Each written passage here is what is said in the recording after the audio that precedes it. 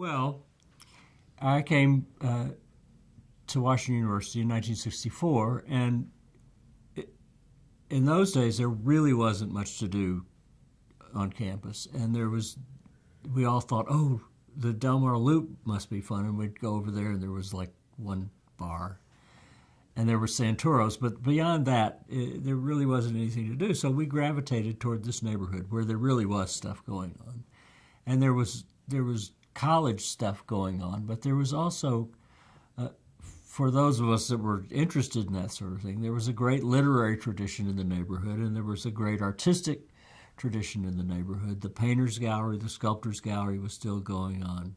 Bill Bergdorf's bookstore was still very much in business.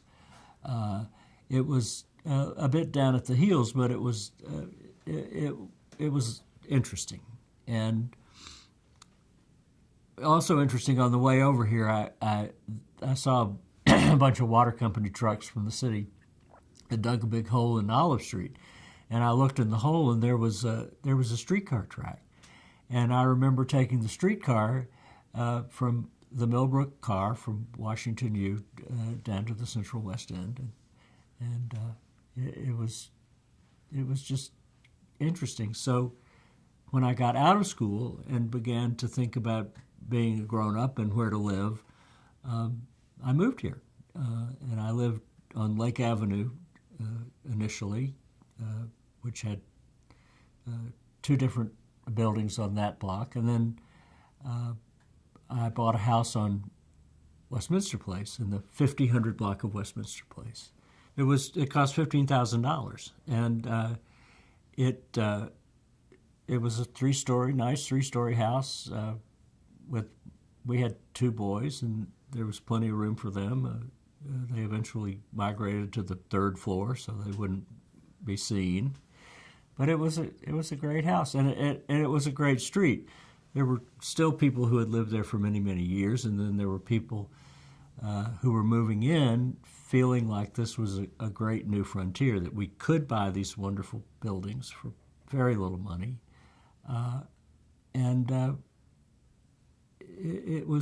There was a great sense of I hesitate to say community because that word's so overused, but there was this connection between us, that we all shared a commitment to the city, first of all, and then second to the neighborhood.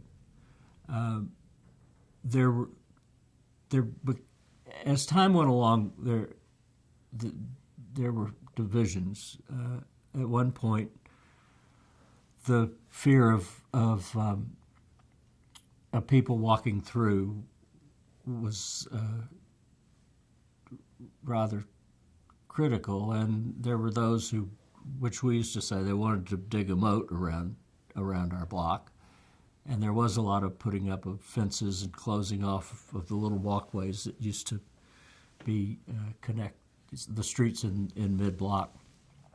But in general, there was a sort of general feeling that what we were trying to do was to preserve what we had without being too exclusionary about it.